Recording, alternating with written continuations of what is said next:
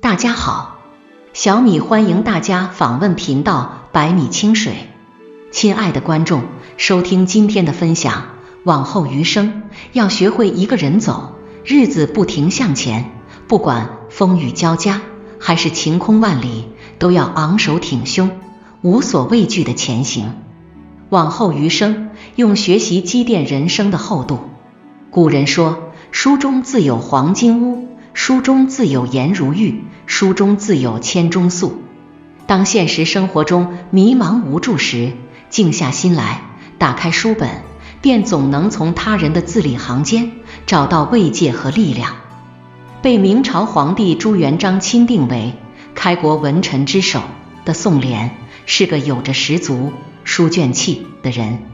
他自幼便酷爱读书，因为家里穷买不起书，只能借回来抄写。在约定还书的时间到来时，即便是数九寒冬，他也要按时归还，甚至还冒着天寒地冻，步行百里去请教大儒，终成一代饱学之士。由此，宋濂也多次被举荐入仕途，但他要么以父母年老为由拒绝入仕，要么干脆隐居起来，专心着书，直到51岁时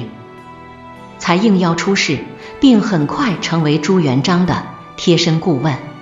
对于常人来说，能常伴皇帝左右，想要为自己谋利益的话，自然是近水楼台先得月。但宋濂始终恪守读书人的本分，只讲学问，不讲名利，只管做学问，不管朝廷争斗。由此，他也始终能够置身于微妙复杂的政治斗争之外，以纯粹的学识涵养赢得了朱元璋的信赖和尊重。在宋濂告老还乡之时，朱元璋不仅赏赐了御制文集，还送了一匹布料，让他留着制作百岁衣。往后余生，如果能有幸做个读书人，平淡如水的日子也就有了绵绵不尽的力量。往后余生，用爱我所爱，行我所行来取悦自己。很喜欢一位名为说职场的男博主，虽然他每次出镜都戴着眼镜和口罩，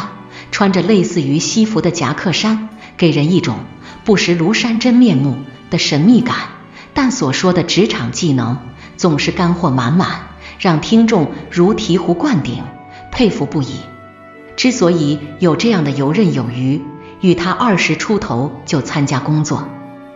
先后在乡镇、县、市、省相关部门工作，后又从体制内辞职，走上自媒体创作之路有关。多年来跌过的跤，受过的伤，吃过的亏，都成为了最宝贵的人生财富。他如同一个登山者，一步步登上了更高的山，却并不就此停留，而是追随内心的指引，继续爱我所爱，行我所行，让自己在一次次折腾中，这样的人生写满了拼搏的斗志、抉择的勇气和实干的精神。日子虽然很苦，却无一不是充实且快乐的。在这短短的一生中，有多少人真正能够活出自己想要的样子呢？或许很多人都无法直面这个问题。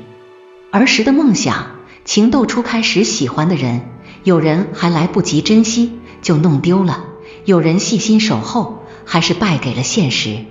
只有那些足够勇敢、足够坚持的人，才能将这些珍藏于心，用一生的行动去追梦，去实现梦想成真。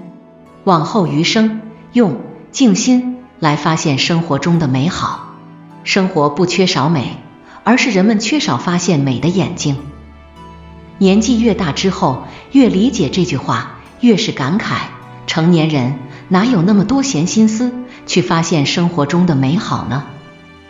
一个肩负着养家糊口重任的男人，脑子里总在盘算着工作如何做，人际关系如何维系，升职加薪如何实现，所以加班加点、吃饭应酬成为了最常见的生活状态。当拖着疲惫的身躯回到家时，最渴望的就是什么都不想，什么都不做，安安稳稳睡个好觉，重整精气神。一个既要上得了厅堂，又要下得了厨房，的女人最渴望的就是无论哪个角色都能切换自如。诚如容易却艰辛，不仅是具体的工作时时都充满了挑战，更多的是内心的浮躁不安，常常让自己分神，做出很多节外生枝的事情。就像原本只是去菜市场买个菜，却在回家的路途中被街边橱窗里的时尚大衣所吸引，按捺不住内心的欲望，又走了进去，且逛且买。原本想要看一本书，很快又因为一个电话或者一个短视频瞬间就让自己的心也躁动起来，